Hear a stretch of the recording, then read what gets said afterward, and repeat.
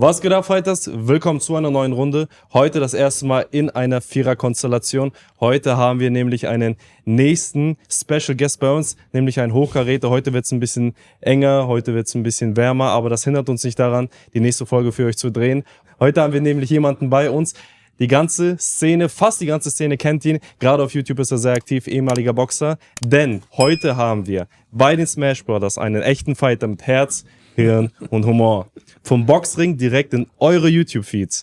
Er hat sich mit seinen ehrlichen Reactions, messerscharfen Analysen und derber Ehrlichkeit in die Herzen der Kampfsport-Community geboxt. Ob Bärnackel oder Achtmann-Turnier. Was dieser Mann anpackt, hat Wumms.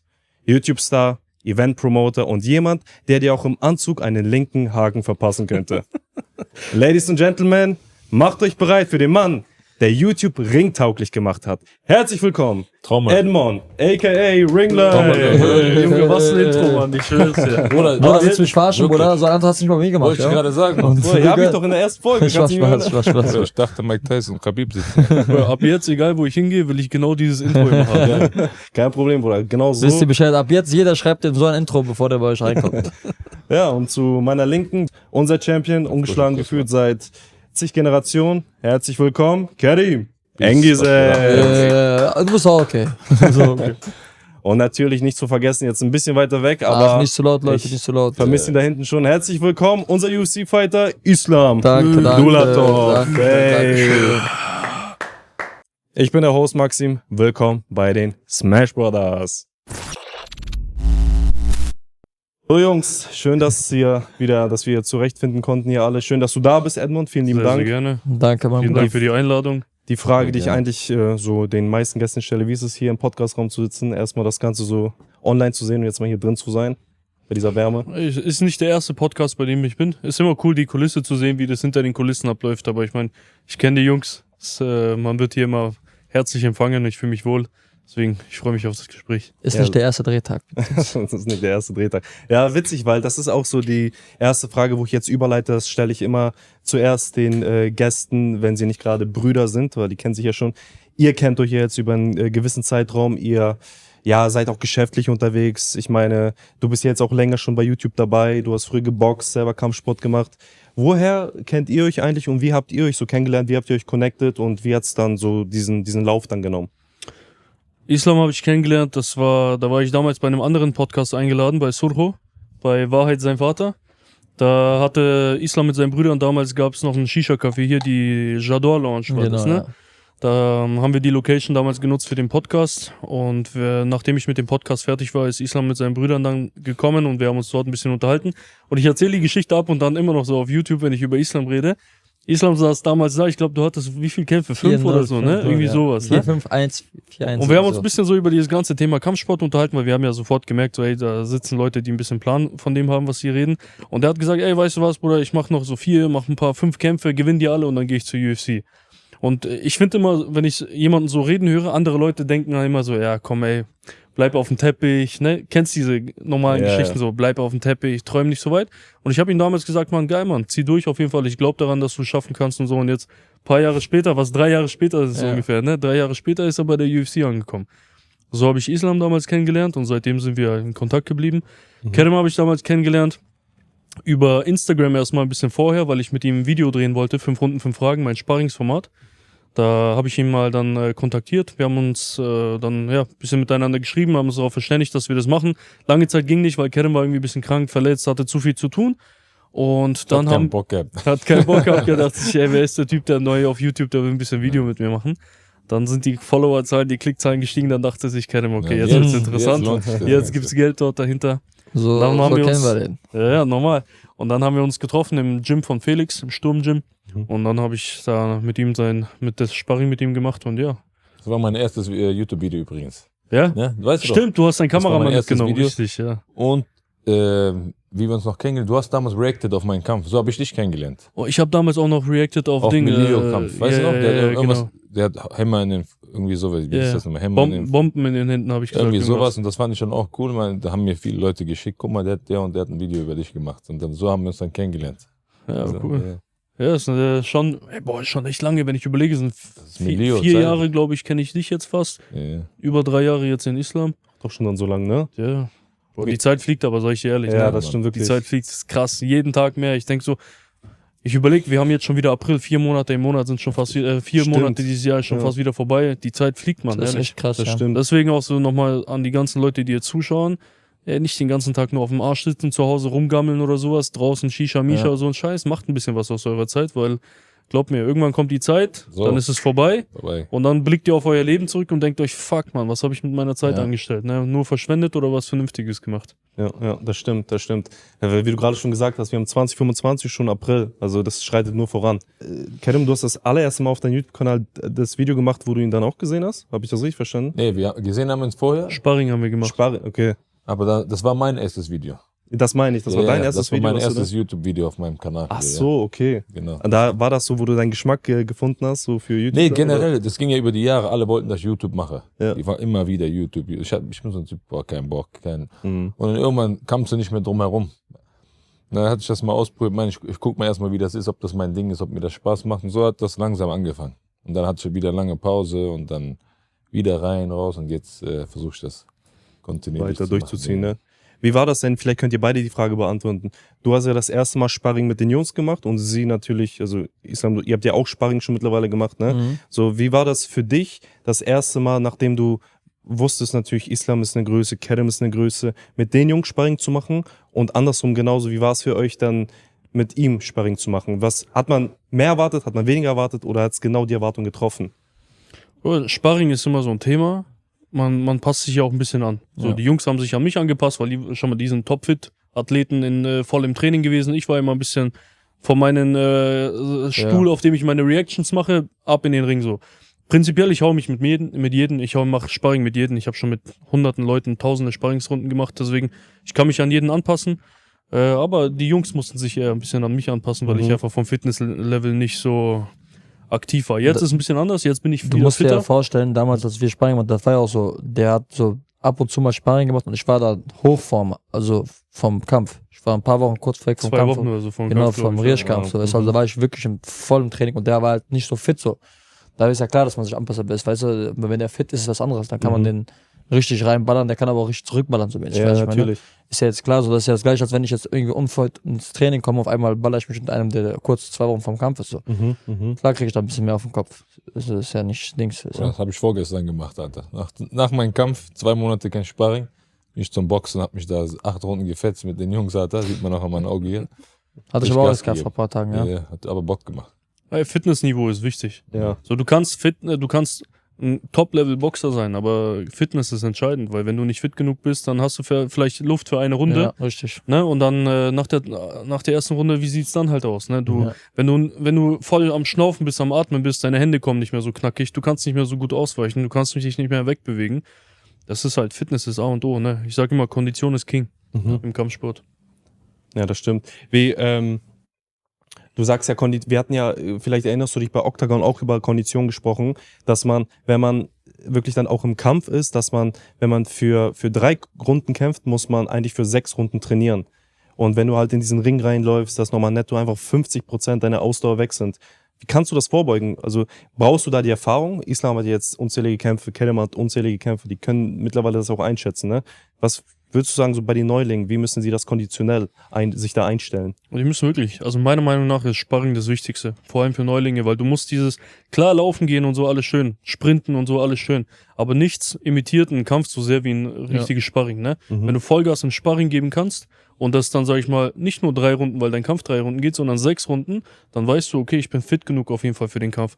Und das Wichtigste ist dann eigentlich nur, meiner Meinung nach, mental da zu sein, weil du kannst auch topfit sein. Du könntest fit sein für 100 Runden. Wenn aber deine Eier flattern, sobald du in den Ring gehst und du so Panik bekommst und du voll verkrampft bist bei jeder Aktion von dem Gegner, dann geht die Luft ganz, ganz schnell weg. Die besten Fighter können halt einfach ein bisschen relaxen und haben so diese Selbstsicherheit, dieses Selbstbewusstsein zu wissen, okay, komme was wolle in dem Ring, ich bin bereit dafür und die passende Antwort dafür habe ich auch parat. Ne? Das ist es. Also ich hatte ja auch meine 25 Amateurkämpfe, nicht ganz so viel wie ich wollte. Ich wollte 100 Kämpfe machen, dann Profi werden. Sind ein paar Sachen dazwischen gekommen, so Nachtleben und so eine andere dumme Scheiße. Hab mir da selber ein bisschen den Weg da verbockt. Aber so in meinen ganzen Kämpfen, ich hatte halt immer, meine Stärke war zum Beispiel einfach so mein Mindset, meine Mentalität.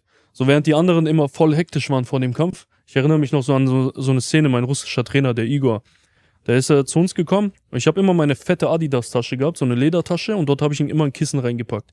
Und dann, ich bin dort hingekommen, 10 Uhr morgens, hab die Waage gemacht, und dann geht der Trainer und versammelt sich mit den anderen Trainern, und jeder hat so seine Zettelchen dabei. Ey, ich habe den Jungen mit so und so viel Kämpfen, ich habe den Jungen mit so und so viel Kämpfen. Und am Ende kommt der Trainer zurück, du hast gar keine Ahnung, wer dein Gegner ist, und dann sagt er, ey, pass auf, du kämpfst jetzt gegen den oder den, ne?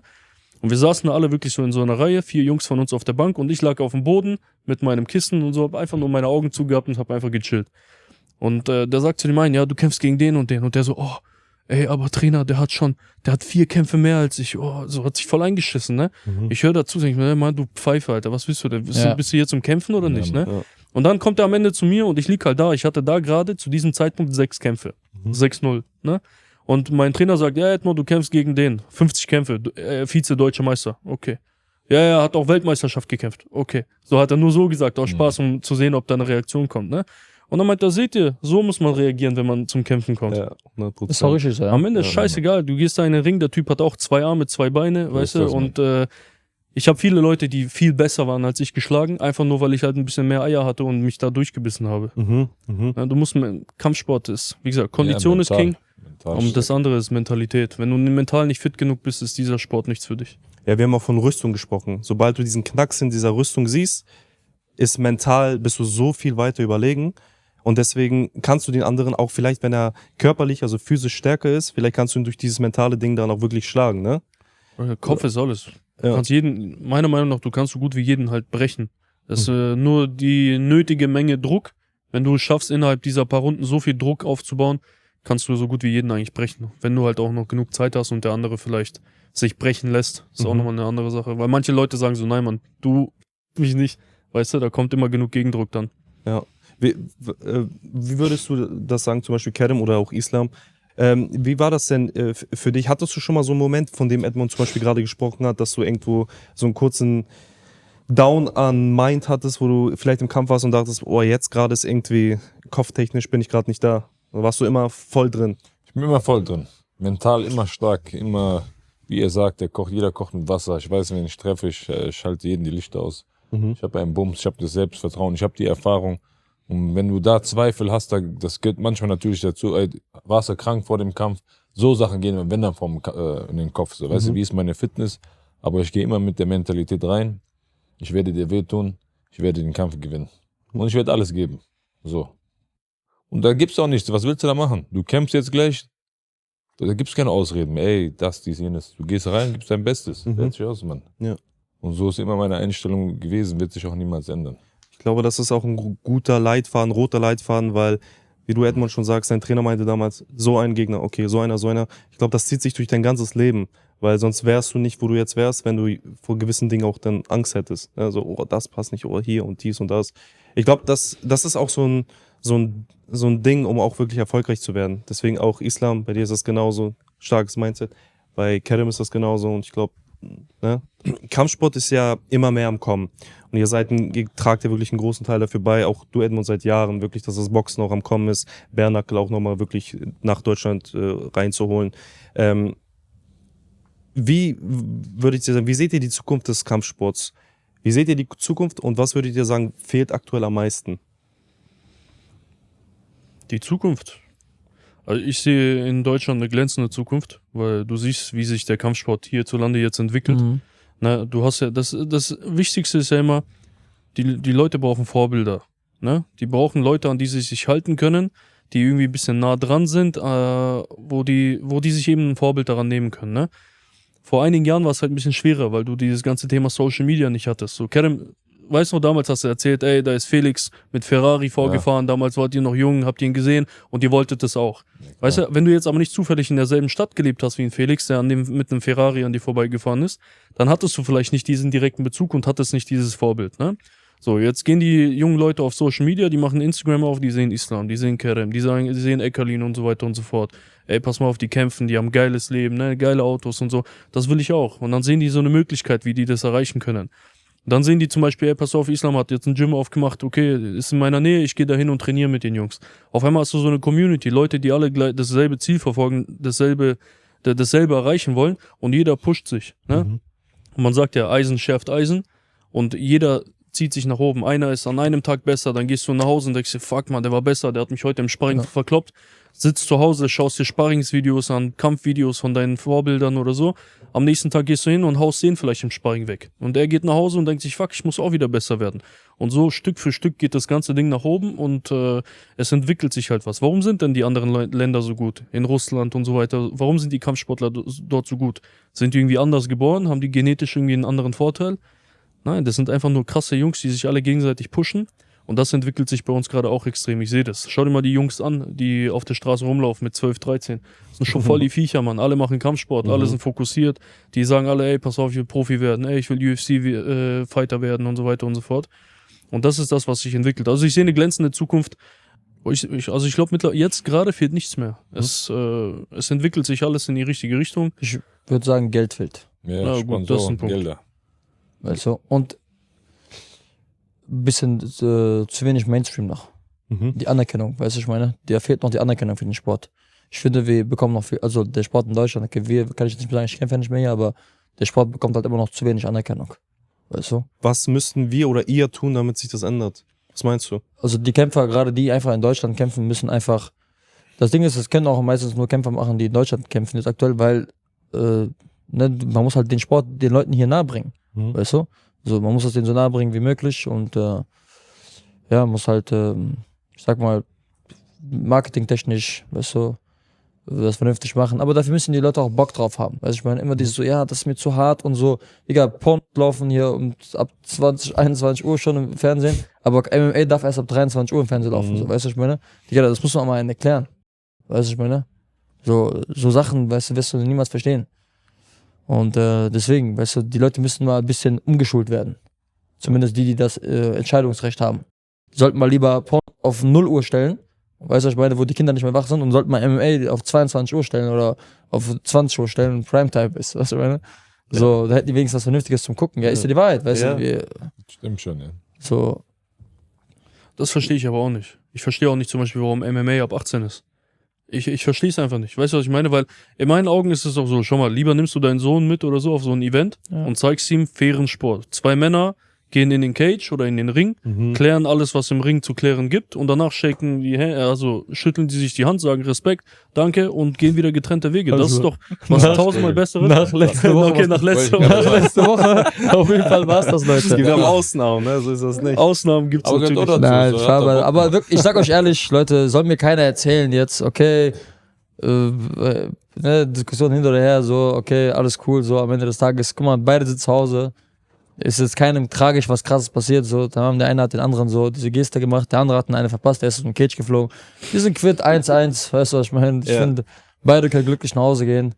So, außerhalb, keine Ahnung, muss jetzt nicht sein, meiner Meinung nach.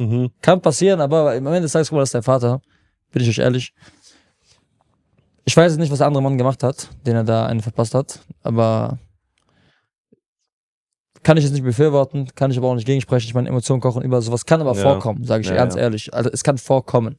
Weißt du, was ich meine? So, ich denke, wenn mein Bruder da liegt und einer macht so eine Geste bei meinem Bruder und ich gehe dann so abgefuckt schon raus und einer macht mir vielleicht eine Mimi-Gestik in mein Gesicht so, zeigt mir irgendwie Mittelfinger. Ihr wisst ja auch selber, es gab auch Videos, da sitzt einer und zeigt Mittelfinger und boot Edis aus, wo er reinläuft so. Und am Ende, wo der Junge verliert, wo der Uwe verliert, lachen alle den Jungen aus und zeigen ihm alle Mittelfinger. So, weißt du, ich meine? Ja, okay. So, also das verstehe ich auch nicht, warum man sowas macht. Sowas verstehe ich auch nicht verstehen. Leute, die einen ausbauen und so Respektlosigkeiten sind einfach sinnlos. Ja, deswegen, also sowas kann halt vorkommen. Emotionen kann überkochen. Vor allem, guck mal, wenn irgendein Typ, der nichts mit Edis zu tun hat, ihm Mittelfinger zeigt und ihn ausbuht und schon, der muss ihn ja richtig hassen. Weißt du, was ich meine? Wenn er sowas macht. So, keinen Sinn, aber jetzt muss ich mir vorstellen, wenn ein Vater sieht, wie sein Sohn verliert und dann so eine Geste bekommt, kann der halt erst recht überkochen. Das sind die Emotionen so. Deswegen, ja, wie gesagt, kann mal vorkommen. Kann mal vorkommen. Deswegen ist gut die Überleitung. Sollte nicht so oft vorkommen, aber kann mal vorkommen. Ja, aber ich wollte das Octagon-Thema Aber doch sowieso- geil, Mann. Jeder spricht darüber, das ist auf der Welt viral gegangen. Ja, das stimmt. Sonst wäre das doch langweilig, die Veranstaltung. Das stimmt. Natürlich soll alles im sportlichen Rahmen bleiben, aber das ist doch durch die Decke gegangen. Durch diese Aktion ist das auf der ganzen Welt, ist Octagon auf dem Schirm so. Ja, das stimmt. Weißt du, was ich meine? Das ist ja wie gesagt keiner schwer verletzt worden. Da wurde ein Schlag der ist aus dem Cage gefallen. Keiner wurde da schwer verletzt und das war die beste Promo, die Jungs haben konnten. So ein Holzer, der wurde jetzt, ist ein Superstar über Nacht geworden. Weißt du, was ich meine? Ich glaube Weißt du? wirklich, der hat doch verdoppelt, verdreifacht. Ich stell mal vor, er hätte Die das Leute Ganze feiern mal den gewonnen. hart Das gerade, hätte, ja, hätte der einen Sieg, so hätte keinen gejuckt. Nichtsdestotrotz sage ich euch eine Sache, Weißt die du, ich was nicht schön finde. Mhm. Und ich werde jetzt bewusst extra einige Sachen nicht sagen. Aber wäre das andersrum gewesen, würdet ihr viel mehr Hate-Kommentare sehen. Ja, natürlich. Ne, wisst ihr, was ich meine? Guck mal, Bin ich euch ehrlich, guck mal, und ich sag euch ehrlich, in diesem Sport aktuell, ich rede auch offen, ne, ich meine, ich bin keiner, der ein Blatt von den Mund nimmt. Ich sehe auch aktuell zu viele aus der komischen Szene, gerade immer, wenn ich mir so die Kommentare anschaue, so, weißt du, was ich meine? Ich merke schon, was für eine Sorte Menschen sich so langsam in diesen Sport etablieren. Am Ende des Tages so, die sollen da bleiben, wo die sind, weißt du, ich meine? Ja. So, die sollen da beim Bierchen vorm Fernsehen bleiben. Weiß ich meine, und sollen sich dann nicht zu weit aus dem Fenster lehnen, weil ich merke schon, die Leute werden zu respektlos, weiß ich meine, in den Kommentaren und so. das ist das. Digga, ganz einfach, wenn das von der anderen Seite gekommen wäre, wäre das Geheule groß gewesen, so, weiß ich meine. Und jetzt, weil es jetzt deren Mann war, sag ich mal, der das jetzt die Geste gemacht hat, wollen die Leute das jetzt runterreden oder pushen das hoch. Digga, ich kann dir sagen, wenn ich das gemacht hätte bei jemandem, glaub mir, was dann da hier in diesem Land los wäre, Bruder. Die hätten mich jetzt zum Endgegner gemacht. Weißt du, ich meine? Die hätten mich jetzt zum Endgegner gemacht des Landes, Bruder. Weißt du? Geht gar nicht, respektlos, bla, der soll in sein Land zurück. Verstehst du, was ich meine? So, ihr wisst genau, wie das ist. Oh, das habe ich ja teilweise bei mir schon. Was mache ich? Tue ich irgendjemandem was? Mache ich irgendwas? Ich lese dann mir manchmal Kommentare durch, denke ich mir auch so, was, sind die krank? Habe ich deine Mutter beleidigt? Habe ich deinen Vater, deine Schwester? Was habe ich gemacht? Ja, Und dann siehst du so respektlose Kommentare wie, ey, verpiss dich in dein Land zurück. Oder darf ich nicht mein Land repräsentieren? Weißt du, was ist denn daran jetzt verwerflich so? Weißt du, ich laufe mit der Flagge und das ist mir so, nicht in Frankfurt, ich glaube in Köln passiert. Beim Einlauf bin ich reingelaufen und meinte, ey, habe ich von der Ecke, ey, schmeiß deine scheiß Flagge weg. Du lebst in Deutschland. Guck dann nach links und ich scheiß auf den Pisser so. Weiter. Und das sind so Respektlosigkeiten, wie der sagt, bleib bei deinem Bierchen, genieß das von der Ferne, aber bitte nicht so respektlos. Und erst recht nicht im Real Life. So im Internet juckt mich das nicht, aber so face to face lasse ich mir auch sowas gar Nein, nicht. guck mal, man muss fair sein. Ja. Einfach, Fakt ist, man muss fair sein. Weißt du, ich meine, ihr könnt nicht bei einem auf der einen Seite eine Sache gutheißen, die ihr auf der anderen Seite nicht gutheißen würdet. Ja. So, weißt du, ich meine? Ja, musst du Klar, Nationalstolz, gleichberechtigt. es gibt überall Nationalstolz. Tschetschenen sind ein sehr stolzes Volk, Marokkaner, Albaner, jeder ist stolz auf sein Land. Weißt du, ich meine? Aber ich kann immer noch gerade genug sein, zu sagen, wenn einer das meines Landsleute sowas machen würde, würde ich genauso reagieren, wenn das ein anderer macht.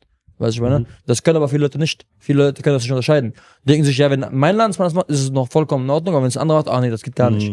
Weißt du, ich meine? Das ist sehr einseitig. Ne? So, das meine ich. Entweder oder. Ja. Entweder oder. Da Also gibt's als das dieser Engländer gemacht hatte, bei diesem einen, die auch bei Octagon gekämpft haben, da hat es ja ein Engländer gemacht, bei einem anderen. Ja, ja. Da haben die den zum Müll gemacht. Nein, nicht Frimpong.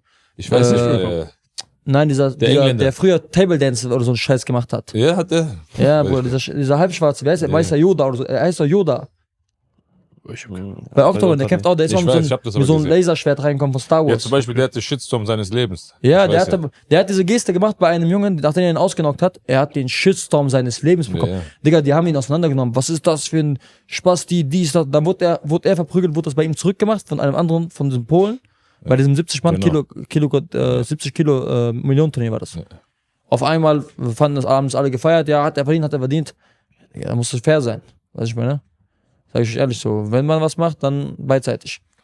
Und deswegen bin ich so der Meinung. Also ich meine, kann auf jeden Fall passieren.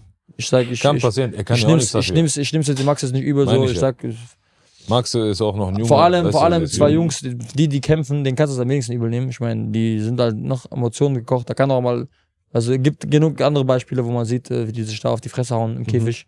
Aber für ihn war das Beste, was passieren kann. Ganz einfach. Ja, Der ist jetzt durch einen Kampf, so. ja, hat er die Reichweite, der hat jetzt TikTok hoch und runter, weißt du, das hätte der niemals in seinem Leben. Womit denn, weißt du? Wie gesagt, hätte der gewonnen, Kampf, dann nach Hause. Aber so, jeder spricht darüber, wir hier sitzen gerade, sprechen Und reden darüber, ja.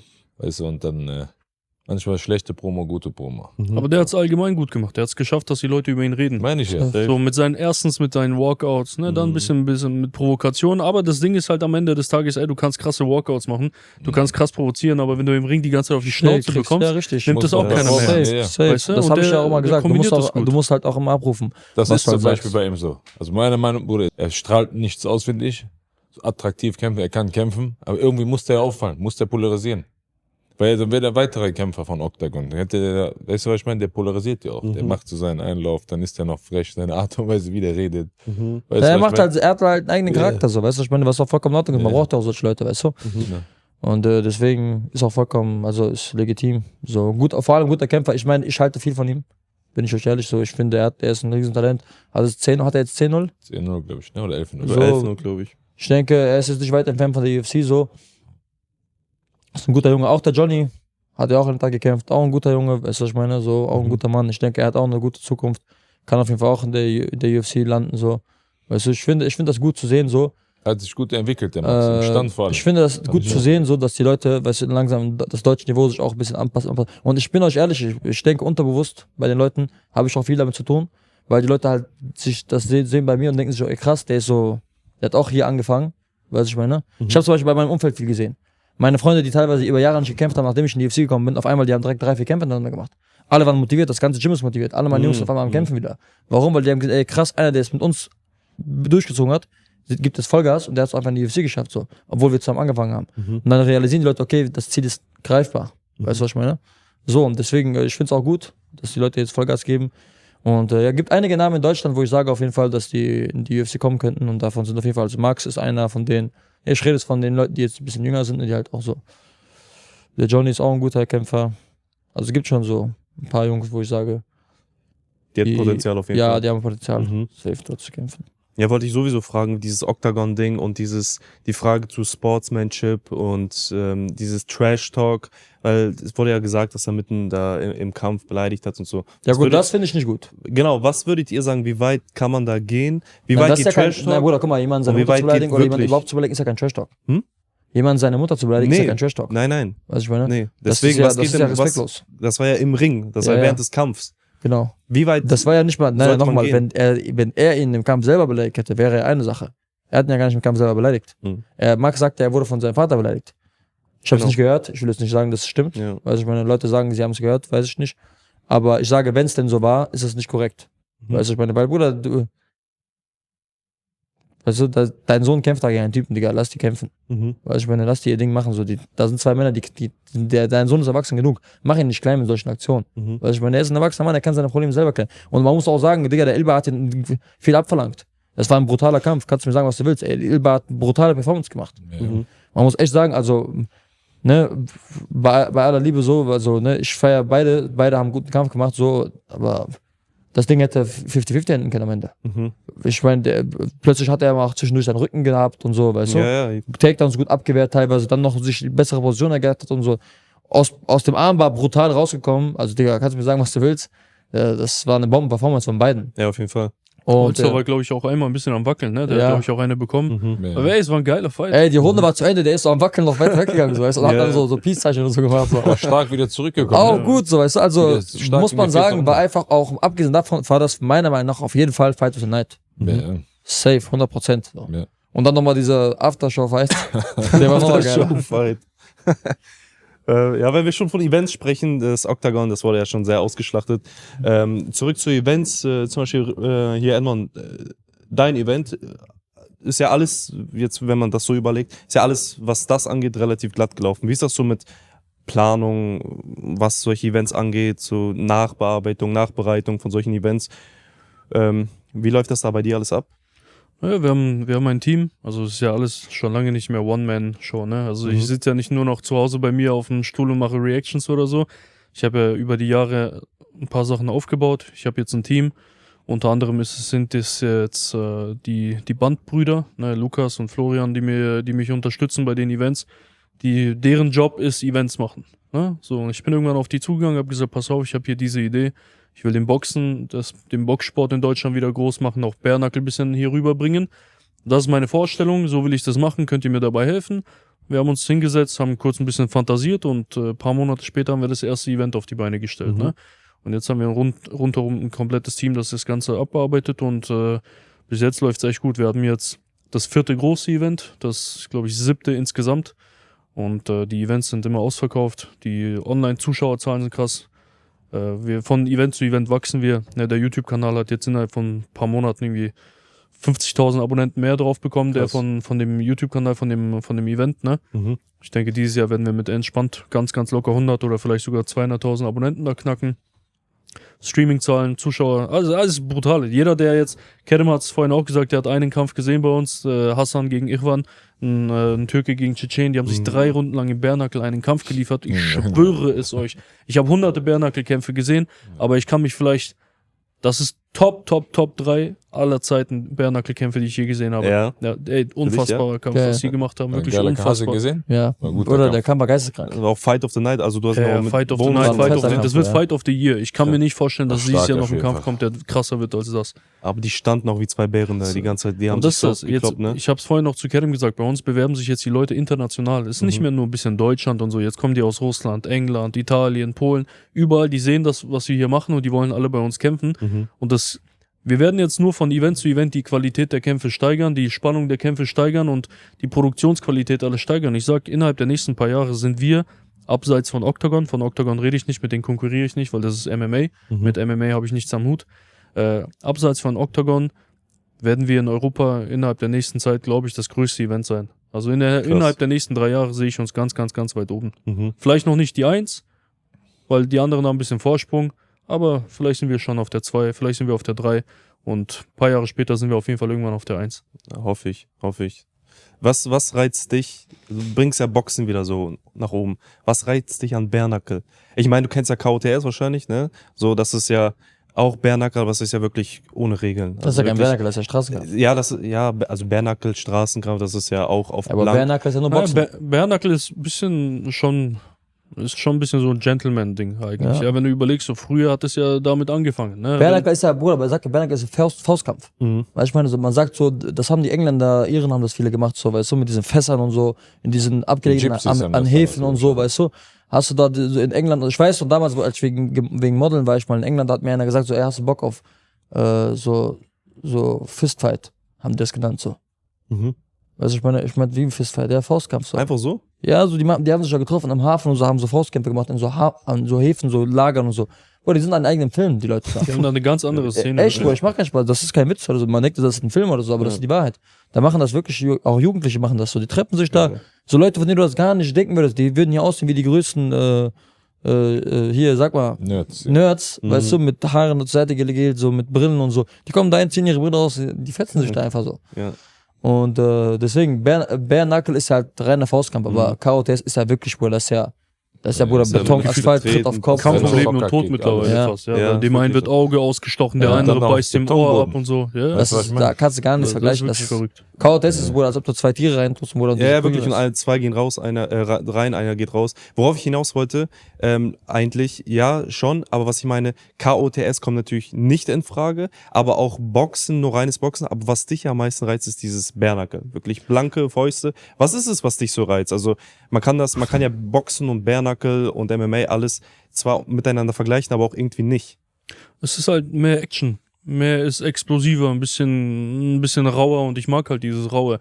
Ich bin kein Fan, also natürlich, ich bin Boxliebhaber, ich bin auch Fan von technischen High-Level-Kämpfen, so, die man sich anschaut, 12 Runden lang, ne?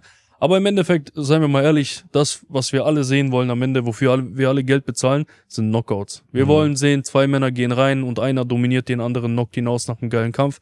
Ne, ein bisschen Blut spritzt durch die Gegend, das ist das, was das Publikum begeistert, was die Zuschauer dann zum Ausrasten bringt und das hast du halt ein bisschen mehr im Bärnackel, ne? Im Bärnackel hast du selten wirklich langweilige Kämpfe, wo einfach dann 8 Runden lang, 10 Runden lang ein bisschen Jab, Klammern, so diese Scheiße, die halt keiner sehen will, ne? Im Bärnackel, die Jungs wissen, ey, pass auf, ich habe 3 mal 2 Minuten, ich gehe jetzt rein und ich hau mich mit dem Typen. Und das innerhalb von 6 Minuten Kampfzeit bekommst du eine Action so komprimiert, wie du in den wenigsten Boxkämpfen dann zu sehen bekommst. Und irgendwie, keine Ahnung, ich habe es selber schon immer gemocht. Und es ist einfach faszinierend. Wenn du einmal dabei warst und das so einmal gesehen hast, einen guten Bärnackelkampf, das ist schon faszinierend auf jeden Fall. Du siehst nach einer Runde so aus wie nach 12 Runden Boxen, ne? Muss nicht Aber wenn unbedingt du sein, halt, gut aber- verteidigst, natürlich nicht, aber sonst, ne? Ja, aber das ist halt auch immer so. Die Schäden sind halt äußerlich, aber innerlich wissen wir alle, die alle hier sitzen, dass Boxen viel schlimmer ist als Ja. Bärnackel, viel schlimmer ist als MMA und die ganzen anderen Sachen. Viel schlimmer sogar als Thai-Boxen, obwohl du beim Thai-Boxen Knie, Ellbogen, alles in die Fresse bekommst. Boxen ist das Gefährlichste und das Schlimmste langfristig für deine Gesundheit.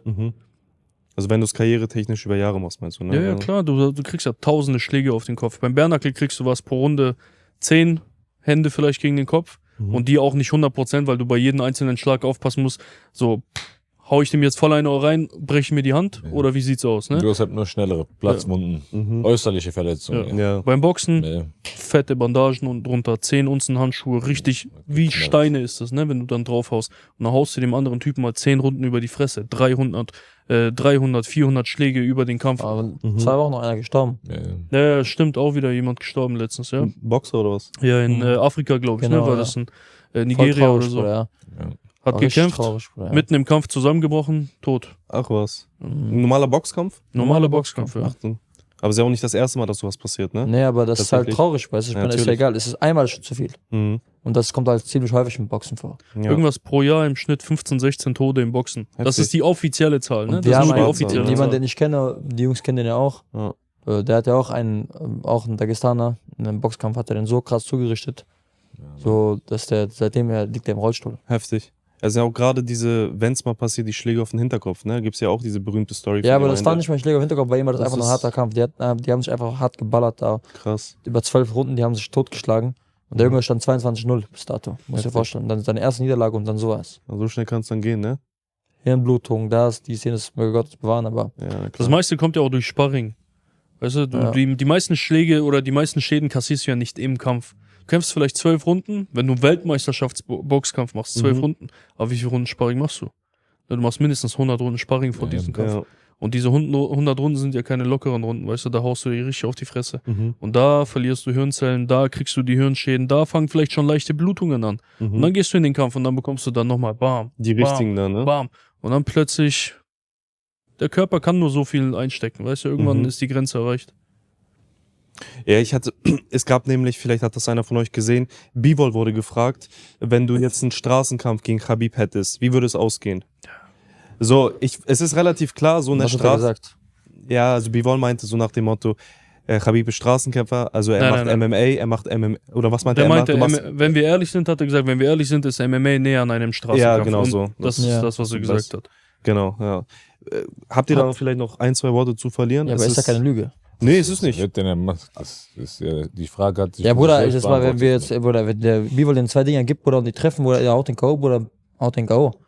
Weißt du, ich meine, aber, also, du kannst jetzt nicht pauschal sagen, jeder MMA-Kämpfer würde gegen einen Boxer gewinnen auf der Straße.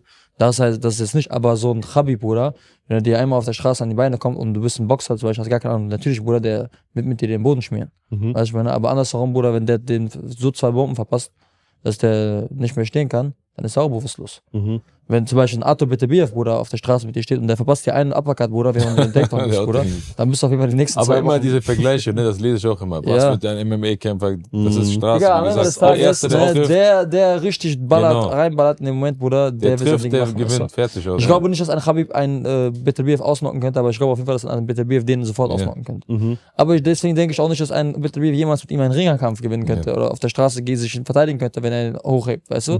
Das sind halt Sachen, so der seinen Gameplan da durchsetzt, der wird es dann machen, aber der auf den Straßen, also du kannst jetzt nicht pauschal sagen, jeder MMA-Kämpfer gewinnt gegen einen Boxer auf der Straße, so das ist nicht. Ich lese, die Frage wird so oft gestellt. Ja, Mann, jedes Mal. Ja, aber Richtig Digga, das, ist oft. doch, das machen so 12-Jährige. Das wollte ich gerade sagen, so Kinderfragen sind das immer. Ja, Die wahrscheinlich, dass du Was noch nie- wäre, wenn das, wenn kannst du gar nicht sagen. der zuerst die erste Bombe richtig. Ich meine, ich habe schon platzt. gesehen, wie Fußballer MMA-Kämpfer kaputt gehauen haben. Ja, Weißt du, ich meine? das Gut, dann stimmt, Alter. gehe ich wieder auf dich, Edmond, ein. Was ist, ich habe das so mitbekommen, auch der Name sagt ja auch, Kampfsport war ja schon immer dein Traum, ne? So, eigentlich schon seitdem du gefühlt denken kannst, Kampfsport hast du, mit wie vielen Jahren hast du mit Kampfsport angefangen? Relativ früh wahrscheinlich, oder? Bei mir war, ich habe in meiner Jugend, ich habe mit 6 Jahren angefangen, so knapp ein bisschen älter als 6 war ich. Damals habe ich mit Kickboxen angefangen. Mhm. Bei mir war der Hintergrund, ich bin viel umgezogen, also ich bin in Armenien geboren und aufgewachsen, dann bin ich nach Russland gezogen. In Russland sehr, sehr viel hin und her gezogen aufgrund von meinem Vater damals. Und ich war immer so der Neue, überall, immer der Neue und ich hatte halt keine Freunde, weißt du, und wenn du immer der Neue bist, den die Leute nicht kennen, dann versuchen die halt immer so die Sache mit dir halt zu machen. Und anfangs muss ich halt sagen, ich war halt noch nicht so, keine Ahnung, wenn du halt keine Freunde hast, die du zur Hilfe holen kannst oder so, ich war ein bisschen unsicher, ne, und die Älteren haben sich ein bisschen an mich rangemacht und ich hatte da so eine kleine Mobbing-Geschichte. Und das ging eine Weile und irgendwann hat mein Vater gesagt, ey, pass auf, bis hierhin und nicht weiter und jetzt gehst du und wehrst du dich halt, ne? Und dann gab's halt so eine Situation, habe ich schon ein paar Mal gesagt, da habe ich die mit einem Holzknüppel, bisschen bearbeitet, die Jungs. Und da war so dieser Schlussstrich, wo ich gesagt habe, so ich werde mich halt nie wieder so lassen, sage ich mal, ne? Und direkt am nächsten Tag hat mich mein Vater gepackt, Kickboxen, und dort habe ich dann Kickboxen angefangen, ne, in meiner Jugend. Dann bin ich nach Deutschland gezogen. In Deutschland habe ich ein bisschen mit Kickboxen weitergemacht, aber nur so on, off, ne? Ich habe das gar nicht so richtig ernst genommen. Und irgendwann erst so richtig mit 16, da habe ich so wirklich gemerkt, ich habe echt Bock da drauf, ne? Und dann gab es auch ein paar Prügeleien auf der Straße und so weiter. Und da habe ich gemerkt, ich kann das und es macht mir Spaß. Und da habe ich mich wirklich auf diesen Boxsport dann konzentriert. Und habe das dann soweit erstmal durchgezogen, ein paar Jahre. Und Talent war auf jeden Fall da, Ambitionen waren da. Ein bisschen die Führung hat mir gefehlt. Wie gesagt, mein Vater war nicht da, ich habe keinen älteren Bruder oder was weiß ich was. Mir hat die Führung gefehlt, keiner, der mich ein bisschen an der Leine halten konnte und sagen konnte so, ey, pass auf, du machst das und das und das und lass mal diesen anderen Scheiß beiseite und mach das nicht. Und so ist halt ein bisschen der eine Blödsinn zu dem anderen Blödsinn gekommen. Und dann ist es halt dazu gekommen, dass ich außerhalb des Rings mehr gekämpft habe als innerhalb des Rings. Und dann gab es die eine oder andere Verletzung. Und ja, ich bin ein bisschen von der Spur dann erstmal abgekommen, leider. Was mich halt von diesem sportlichen Erfolg dann vielleicht ein bisschen abgehalten hat. Aber irgendwann habe ich wieder die Spur gefunden und auf einen anderen Weg halt. Aber da siehst du halt trotzdem so, wie wichtig jemand ist, der, weißt du, hätte er jetzt zum Beispiel einen älteren Bruder gehabt, ich kann mir sicher vorstellen, weißt du, ja, auf jeden Fall. hätte er immer auf jeden Fall viel, viel mehr in dem Sport gemacht. Deswegen bin ich auch so dankbar, weißt du, wenn ich so zurückdenke, mein großer Bruder, was der alles mit uns gemacht hat, weißt du. So klar, er hat uns viel Scheiß bauen lassen, weißt du, er hat auch gesagt so, ey, mach doch euer Ding und so, aber wenn es darum ging, dass ich so eine Vorbereitung hatte und mein Kampf losging, weil dann war der knallhart. Weißt du, ich meine, dann hat er mich auch gejagt. Also ich weiß noch, damals bei einem Kampf, ich bin mehrmals durchs Fenster reingeklettert. Ihr kennt ja, es gibt ja diesen Trick, wenn 2 Fenster offen sind, machst du. Und ich habe mit meinem Bruder damals in einem Zimmer geschlafen. Bruder, ich komme reingeklettert durchs Zimmer, ich denke, der ist nicht zu Hause. War Freitagabend oder so. Ich denke mir, Bruder, der ist bestimmt gar nicht da, kommt bestimmt gar nicht nach Hause in die Nacht. Ich komme rein, ich bin so richtig leise, tak, ich guck rein, der ist da wach, der guckt mich an und sagt, wo warst du? Habe ich Schläge meines Lebens bekommen. Ich war am Lernen für die Schule. Habe ich Schläge meines Lebens bekommen heute. Danach durfte ich, glaube ich, 2 Wochen, 3 Wochen, ich war ein erwachsener Junge schon. Ich durfte einfach nicht raus. Weil ich meine, so, durfte nur trainieren. Weißt du, deswegen so, weißt du, das so Sachen, und jetzt bin ich mittlerweile erwachsen, so ich lebe jetzt alleine und so, weißt du, das ist jetzt was anderes. Aber manchmal fehlt dir das auch, diese Disziplin, weißt du, jemand, der dich so, weißt du, und deswegen ist es auch gut, wenn man außerhalb ein bisschen Camp macht. Weißt du, ich habe jetzt so gelernt, dass man das anderweitig machen muss. Wenn ich hier in Deutschland bin, habe ich zu viel zu tun. Zu viel Ablenkung, Freunde, dies, Privatleben, hin und her, weißt du. Da ist zu viel. Lieber bin ich weg, lieber bin ich in Amerika, weißt du. Und dort habe ich gar keine Ablenkung. Dort bin ich Training, Fokus. Weißt du, ich meine, Training nach Hause. Und da hast du auch keine Freunde, du kannst da nicht rausgehen. Weg von dem ganzen Stress, ne? Weißt du? So, und du kriegst auch nicht mit so die ganze Zeit, jeden Tag wie hier. Habt ihr gerade mitbekommen, Alter? Ich bin hier nur am Telefonieren. So, deswegen bin ich auch letztens nach Thailand geflogen. Ja, beste überhaupt. So, weil ich gesagt habe, ey, pass auf, wenn ich jetzt hier wieder kämpfen will, weil ich will ja wieder aktiv kämpfen, so, ne? Ich habe gesagt, mindestens 10 Kämpfe kann ich auf jeden Fall noch machen in den nächsten 2-3 Jahren, so. Und ich bin direkt nach Thailand geflogen, habe das ernst genommen, habe hier die Arbeit komplett pausiert, habe allen Leuten gesagt, ey, pass mal auf, ruf mich nicht mehr an, wenn es da und darum geht. Wendet euch an den, ich ziehe jetzt einfach nur 4 Wochen komplett Training durch. Das war das Beste, was du machen kannst, sag ich dir ehrlich, ne? Deswegen verstehst du auch, vor allem du gehst ins Ausland, du hast einen ganz anderen Fokus dort. Ja. Du konzentrierst dich zu 1000% nur auf diese eine Mission. Und hier in Deutschland ist halt, klar, du kannst auch sagen, ja, ich mache mein Training diszipliniert, aber dann ruft dich der und der an und sagt, ey, pass auf, ich brauche hier Hilfe, ich habe da Probleme. Dann hast du auf einmal seine Probleme in deinem Kopf, ne? Du kannst dich nicht mehr auf das konzentrieren. Kannst dann vielleicht 1-2 Stunden nicht schlafen, obwohl du Mittagsschlaf machen müsstest, um dich zu regenerieren. Und plötzlich ist die ganze Vorbereitung auch alles nicht mehr auf 100%, ne? Und ich glaube, die ganze Mentality, die du dort mitnimmst, diese Einfachheit auch in Thailand, ne, mit dem Training kombiniert, mit dem Wetter und alles, mit dem Essen, mit dem Food. Beste Leben, sag mal ehrlich. Du warst jetzt das erste Mal da, ne? Ich war das erste Mal da. Ich hab dir das auch immer gesagt, flieg mal dahin. Weil ich das erste Mal da war, du hast Fokus. Nichts, es dreht sich nur ums Training so den ganzen Tag. Du stehst auf, aber dann machst du auch locker 2 Einheiten am Tag, oder nicht? Ganz entspannt. Ganz entspannt. Du stehst auch mit einer Laune auf, weißt du, ich meine? Weil hier in Deutschland, du wachst auf, draußen grau, kalt, dein Hals tut weh, Hals kratzt, weil das Wetter einen die ganze Zeit hier gefühlt krank macht, ne? Dort, ich stehe auf, denke mir, fuck, was ein geiles Wetter, du hörst die Vögel da draußen ein bisschen zwitschern und dann steigst du auf deinen Roller, Junge, du tuckerst da durch die Gegend mit dem Roller, du hast ein Feeling, als ob du der King von was weiß ich was bist, ne? Keiner kann dir irgendwas. Dann gehst du ins Gym und du siehst ja, wie die alle trainieren. Fährst vom Gym zurück. Auf dem Weg holst du dir ein bisschen so eine Obstschale oder so, ne? Oder so. Für 1,50 € holst du dir Obst für den ganzen Tag, für 2 €. Gehst am das Strand, ist einfach. chillst ein bisschen, abends wieder ein bisschen Trainieren. Ich sag's dir. Und auch so fit bleiben allgemein dort ist so einfach. Ich war 4 Wochen dort, ich habe nicht ein einziges Mal irgendwelche Süßigkeiten oder so gesnackt. Ja. Wenn Weil nur ich einfach- Obst, sag mal. Nur Obst, die ja. ganze Zeit. Ich Bei hatte mir. keinen Bock, so, Chips essen, wofür? Du fühlst dich voll träge, voll fett und so. Du hast so das geilste Obst überhaupt. Du kannst an jeder Ecke geiles Essen holen. Du kannst an jeder Ecke geile Shakes holen, Kokosnuss und was weiß ich was. Du fühlst dich dort einfach fit und dann siehst du die ganzen hunderte andere Leute, die nur mit dem einen Ziel nach Thailand gehen, um selber fit zu werden. Und die, boah, der sieht aber gut aus, ne? Der sieht fit aus da drüben. Boah, der ballert voll auf die Pratzen gerade. Da machen die gerade Sparring, da machen die dies und das. Und du siehst das Ganze und du denkst dir, krass, man, ich bin hier Und du genau im siehst halt richtigen auch so Film. große Namen dort. Ja, ja. Das motiviert dann nochmal, Ja. weißt du, so Leute, die du sonst, weißt du, du kommst in ein Gym rein, du siehst auf einmal, ja, der ist da, der ist da, der ist da, weißt du, denkst dir, krass. Mhm. Die Leute siehst du sonst nur irgendwo in Ja, der ist UFC, 5 Uhr morgens, wenn du mal wach bist und die Fightcard anguckst. Mhm. Oder du hörst, du siehst mal irgendwo, weißt du, Videos von denen, denkst dir, krass, die sind einfach neben mir. Ja, man, Manchmal auf einmal auf waren alle random da. so ganz komische Leute, die gar nichts mit Kampfsport zu tun haben, die nur hobbymäßig was machen, landen auf einmal bei so einem UFC-Champion oder weißt du, machen mit Ja. dir auf einmal Partnerübungen und so. Ich habe schon ganz banale Sachen gesehen, dass Leute, die aus Hobby diesen Sport machen, auf einmal landen die einfach bei so einem krassen UFC-Fighter und so, machen mit dem Pratzentraining und so. Mhm. Ich bin Digga, der Arme weiß gar nicht, wen der das trainiert. Oder, weißt du, das ist Maximum so unproduktiv für ihn selber, aber für den anderen ist halt geil, so, weißt du. Und das kann halt passieren, wenn du so offene Gruppen trainierst und so. Klar, du bist jetzt kein, wenn du zur Pro-Class gehst, gehst du zur Pro-Class, aber da sind halt, ne, Pro ist halt von 1-0 bis ja. Ende. Mhm. Weißt du, was ich meine? So. Und da hast du wirklich alles da, ne? Du hast da Wrestler, gute Striker, gute Boxer, du hast da wirklich alles. Und das Feeling ist geil. Du gehst nach dem Training, gehst zur Massage, 10 Euro eine ganze Stunde. Krass. Dann gehst du essen, setzt dich wieder auf dem Roller, gehst ein bisschen ans Meer. Dann sagst du, komm, zweite Einheit. Mhm. Richtig geil. Ganz entspannt. Wirklich. Ganz geil. Du hast da gar nicht diesen Schweinehund in dir, hast du Ja, gar Mann, nicht dort. weil Ne? du hast Oh, Bock. fuck, ich muss wieder Training gehen. Hast du nicht. Ja, ja. Dieser Du Tyler, ziehst das ist dein genau Ding kennt durch. sein Ding. So geil. Ey, Alter, das ist ich auch weiß mein nicht. Ding geworden. Ich schwör's dir, ich Guck würde mal, am liebsten sofort Ich wieder hab dir zurück. auch damals, guck mal, ich weiß, ich habe das erste Video gedreht und als ich das am ersten Tag hochgeladen habe, bin ich auf der Tiger Muay Thai Street, weißt du, die Meile, kommt mir auf einmal so eine deutsche Truppe entgegen. Ey, wir haben gestern dein Video gesehen, wir haben gebucht, sind heute gekommen. Ach, durch dich dann? Überleg mir durch das Video. Krass. Und so fing, ey Mensch, krass, Alter, überleg mal, wie ich die Leute dazu motiviere, die sehen das voll das geile Feeling, geiles, so dieses Ambiente, die Leute, du hast da keine, so Runterzieh-Leute, weißt du, was ich meine, jeder ist motiviert, das motiviert dich dann auch selber, wenn du alle trainieren siehst. Dann chillst du, dann siehst du den einen, der trainiert, komm, ich mach noch eine Einheit. So. Was kostet Pratze? 20 Euro die Stunde?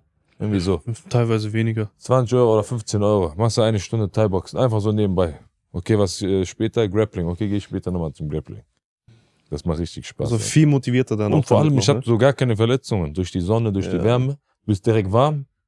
Nach 2 Minuten machst du ein bisschen scharf, ein bisschen direkt heiß. Mhm. Und dann kannst Das du direkt ist- Gas geben. Hier in Deutschland, du musst Halbe jetzt Stunde. bei diesen Temperaturen, du musst 20, 30 Minuten, du trainierst, damit ein Schweißtropfen vom Körper hast du- runterkommt. hat er auch erzählt. Ne, ja. das ist Ja. ganz anders. Also wirklich, man denkt immer, oh, die Leute übertreiben immer voll, Ja, ne? ja. Aber nein, ich sage ehrlich, Thailand ist ein Feeling, das muss, Geil. meiner Meinung nach sollte das jeder einmal mal ausprobiert haben, jeder einfach mal gesehen haben, für sich selbst als Erfahrung und sowieso jeder, der diesen Sport ein bisschen ernst nimmt und was reißen möchte, sollte da auch einmal hin, weil ich glaube, da merkst du erstmal, was die anderen Leute bereit sind reinzupacken in ihr Training.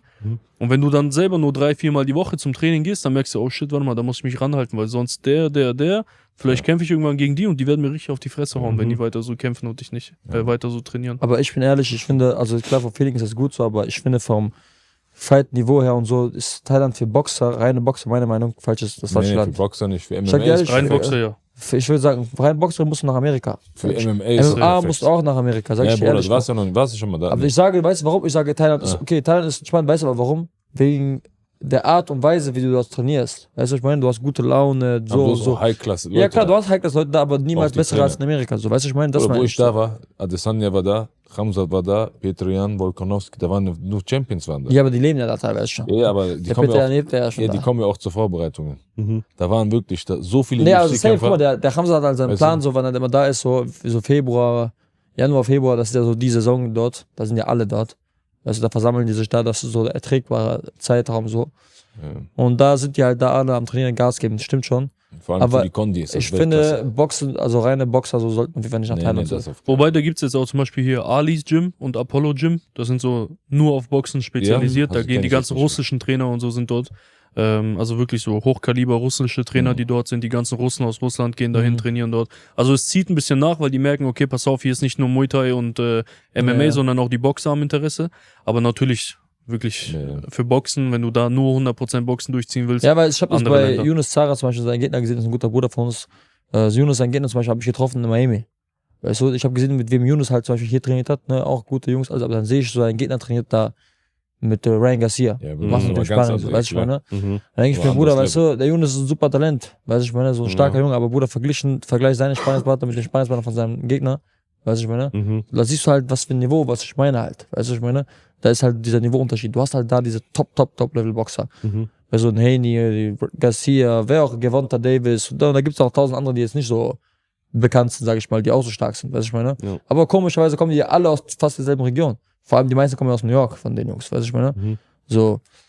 Deswegen, Bruder, also ich finde, was Boxen, reines Boxen angeht, so und MMA auch, würde ich sagen, auf jeden Fall so Krone ist Amerika. Klar, und es gibt auch viele gute MMA-Kämpfer auch in Dings, aber du siehst halt, guck mal, die meisten Leute, die halt zum Beispiel in Thailand sich vorbereiten und so, die ihre Camps da machen, so, die sind halt nie so richtige UFC-Champions. Mhm. Die Leute, die UFC-Champions sind, sind halt die auch ihr Full-Camp dann in Amerika machen. Klar, die sind mal so einen Monat, 2 Monate sind die in Thailand so, aber dann kommen die nach Amerika wieder und machen dort das ganze Camp zu Ja, Ende. klar, So. das Hauptding machen die Ja. da drüben, aber ich meine jetzt so viel Upgrade, du brauchst doch auch mal so Tapetenwechsel. Das meine ich ja, und das ist Weißt das du, ja. was Ich auch meine, für Thailand deine ist halt ein Tapetenwechsel. Genau. Weißt du, einfach mal weg von dieser ganzen Grauzone, geil, Du gutes kommst Wetter, aufgeladen wieder Strand, dies, zurück. das, weißt du. Mhm. So, Vitamin D, du kommst gute Laune hin und da kannst trainieren. Du nimmst das Training zwar ernst, aber es ist immer noch ein Spaßfaktor drin. Ja. Weißt du, ich meine, dann läufst du da rum, da sind da Affen am rumspringen, die springen auf deinen Kopf, wollen dir Sachen aus der Hand reißen und so, weißt du. Das sind halt so andere Fühlst du Sachen, dich mit das ein. siehst du ja, das lebst du ja nicht überall auf der Welt, so, weißt du, ich meine, deswegen, das ist halt so was anderes mal, aber ich denke trotzdem, Auch für Gewicht. Ja, super. Weltklasse. Boah, ich bin da, glaube ich, irgendwie, ich will nicht lügen. Ich bin mit 91 Kilo oder so aus dem Training raus, bin an den Strand. Nach 2 Stunden Strand bin ich wieder zurück, habe mich gewogen und ich hatte 87 Kilo. Krass. Weißt du, ich Ja, meine? für mich absolut Nachteil. Bei mir umgekehrt. Ja. Raus. Ich kam mit 90 hin, ich kam mit 97 zurück, wie Wie? ein Monster. Ich Was habe hast nur du gegessen? gefressen und trainiert. Ey, ehrlich jetzt, ich habe Aber 4-5 Aber Mahlzeiten in Thailand bestellt. ist halt so, Mahlzeiten sind halt auch so, das ist halt so eher so tropisches Essen, so. Weißt du, ich meine, so Acai Bowls und sowas, das sind so eher so Bowls und sowas. So Bowls habe ich 2-mal am Tag immer gegessen, aber die haben ja teilweise alles. Guck mal, die haben da manche Tage, boah, ich kann da nicht essen. Ey, die haben teilweise bessere Restaurants als wir hier. Kommt drauf an, wo du hingehst. Mhm. Weißt du, was für geiles Essen die da hatten? Ich habe da nur gegessen, ich kam wie ein Monster zurück, 97 Kilo, richtig Paket. Krass. Weißt du, was ich meine? Ich habe hier noch das Video danach, wo ich gegen Tibor Sparring gemacht habe, gegen Gleisen. Da war ich 97, guck mal, wie ich da aussehe, habe ich mir gestern nochmal angeguckt. Ich dachte, krank, wie siehst du denn da aus, wie so Gorilla? Ein Paket. Der Ne? voll, 97 hatte ich noch nie. Krass. Das war das höchste Gewicht, was ich je hatte. Aber die machen Also- auch viel Zucker dort in alles rein. Mhm. Nein, die ganzen Shakes, ich ja auch immer, wenn ich Wassermelonensaft oder so Ja, bestellt habe, habe ich gesagt, Zuckersirup no machen die. sugar. Ne? Essen musst du auch manchmal sagen, kein Zucker, weil auch denn das Essen packen die oft Ohne Spucke, Zucker rein und so weiter. Ja, da musst du aufpassen, Mann. Also da, wenn du dich ein bisschen die ersten ein paar Tage und so, du musst dich ein bisschen umschauen, wo es gute Spots gibt, aber das ist halt das Gute, weil da so viele Leute aus der deutschen Community jetzt auch sind, die sagen, ey, pass auf, da gibt's das, da gibt's da, da gibt's da. Und dann hast du dich nach 3-4 Tagen so eingelebt, weißt, was die Spots sind und dann gehst du dahin und dann ist echt gut. Mhm. Also wahrscheinlich dann auch für den nächsten Kampf vorbereiten, kannst du dir vorstellen, dann auch wieder ins andere Land. Also ich will auf jeden Fall irgendwo anders hin, weil nächster Kampf ist bei mir, also jetzt schauen wir gerade am 4. Oktober will ich auf jeden Fall kämpfen. Ich wollte schon viel, viel früher kämpfen, aber es liegt jetzt nicht nur an mir, es liegt an dem Event, es liegt an dem Gegner. Mhm. Ne?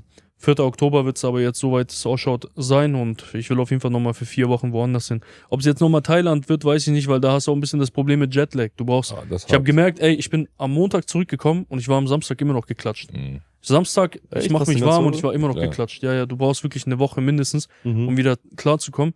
Vielleicht mache ich diesmal das Camp dann irgendwo in Spanien oder so. Hast du auch gutes Wetter? Ich kenne da auch ein paar Leute und dann mache ich dort 4 Wochen, baller ich dort mal ein bisschen durch, bevor ich dann hier in Deutschland das mache.